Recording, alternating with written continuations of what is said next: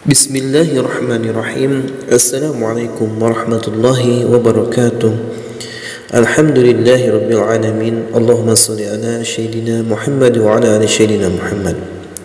Sahabat yang beriman, yang insyaAllah dirahmati oleh Allah subhanahu wa ta'ala, pertama-tama marilah kita memanjatkan puja dan puji syukur kita kehadirat Allah subhanahu wa ta'ala, yang mana atas limpahan rahmat, hidayah dan inayahnya kita semua hingga detik ini masih bisa dapat hidup, masih bisa dapat bernapas, sehingga masih ada kesempatan kita untuk memperbaiki diri kita, untuk menambah pundi-pundi amal kita, untuk menjadi bekal kita menghadap Allah subhanahu wa ta'ala.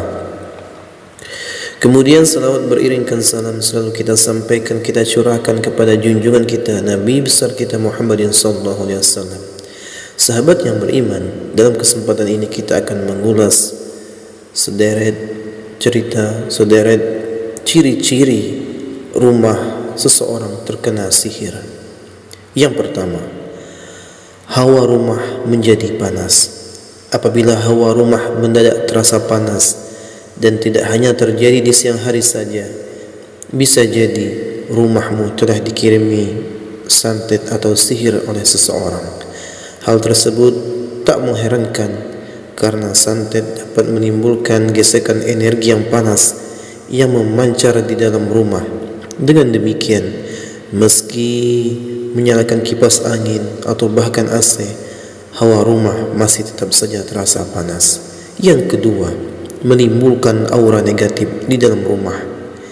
Selain hawa panas, ciri-ciri rumah terkena santet ataupun sihir yang harus kita kenali berikutnya ialah adanya aura negatif.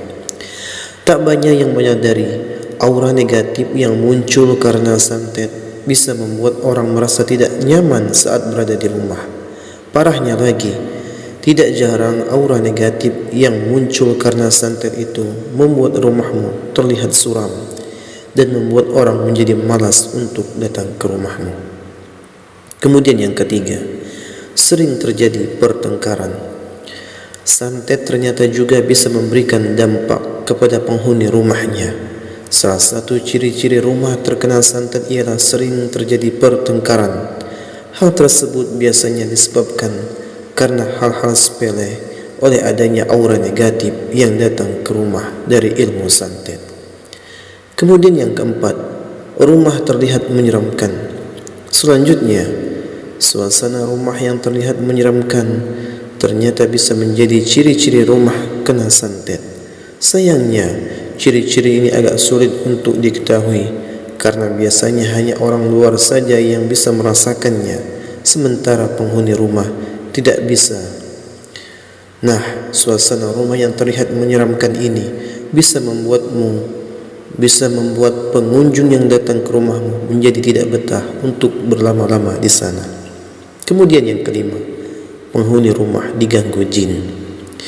Jangan pernah sepelekan jika kalian mulai merasakan beberapa tanda aneh di rumah, seperti sering mendengar suara berisik tanpa diketahui sumbernya, benda-benda sering terjatuh tanpa sebab, atau bahkan munculnya binatang aneh.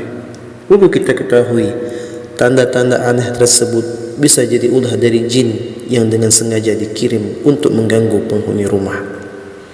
Kemudian yang keenam, keadaan rumah selalu terlihat kotor.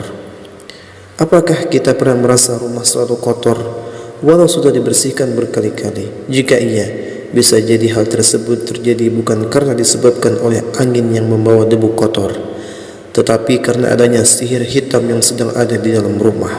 Sebagai informasi untuk diketahui, tanda tersebut muncul sebenarnya bertujuan untuk mengganggu kenyamanan si penghuni rumah. Kemudian yang ketujuh, ada anggota keluarga yang sakit tanpa sebab. Perlu kita waspadai apabila ada anggota keluarga yang sering jatuh sakit secara tiba-tiba, terlebih lagi jika penyebab sakitnya itu tidak diketahui secara medis. Pasalnya, hal tersebut bisa jadi karena dampak dari rumah yang terkena santet. Bahkan yang paling parahnya, anggota keluarga bisa sampai meninggal dunia. Kemudian yang kedelapan, tercium bau busuk yang sangat tajam.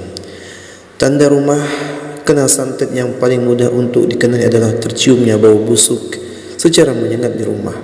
Nah, jika kita atau anggota keluarga lain sering mencium bau busuk yang tidak diketahui asalnya, kemungkinan besar rumahmu sudah terkena santet. Hal tersebut tak mengherankan lagi. Pasalnya, santet dapat mengeluarkan aroma busuk yang sangat tajam di rumah. Kemudian yang kesembilan, makanan di rumah cepat basi. Apakah kita pernah mengalami makanan di rumah cepat basi, padahal baru saja dimasak? Perlu kita ketahui, hal itu kemungkinan bisa terjadi karena ada santet yang dikirim oleh orang tidak bertanggung jawab ke rumahmu. Terlebih lagi, jika keluarga kamu sedang menjalankan bisnis kuliner. Hal itu bisa saja terjadi karena ada orang yang dengki dengan keluargamu. Kemudian yang ke-10, penghuni rumah sering kesurupan. Menyaksikan orang kesurupan secara langsung memang menjadi hal yang sangat mengejutkan sekaligus menyeramkan. Jika ada anggota keluarga di rumah sering mengalami kesurupan, itu bisa jadi tanda bahwa rumah kamu sedang terkena santet.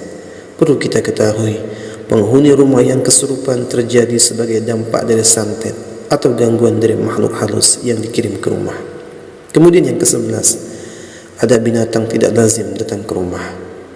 Jika lingkungan rumah berada jauh dari hutan, kebun atau sawah, dan kita menemukan binatang tak lazim seperti kelelawar, kalajengking atau ular hitam di dalam maupun area di sekitar rumah, maka harus kita ketahui, kita harus berhati-hati. Pasalnya, adanya binatang tidak lazim di dalam dan sekitar rumah bisa menjadi tanda yang dapat dikenali secara jelas bahwa rumah terkena santet. Itulah deretan ciri-ciri rumah terkena santet yang sudah dirangkum dari berbagai sumber. Mungkin itu saja sahabat. Mudah-mudahan kita dapat melakukan ibadah-ibadah kepada Allah Subhanahu wa taala dengan cara menjalankan semua perintah-perintahnya serta menjauhi larang-larangannya, serta kita meminta pertolongan kepada Allah agar kita dijauhkan dari gangguan-gangguan sihir, santet maupun gangguan-gangguan dari jin. Mudah-mudahan kita diselamatkan oleh Allah Subhanahu wa taala. Amin amin ya rabbal alamin. Itu saja saya akhiri.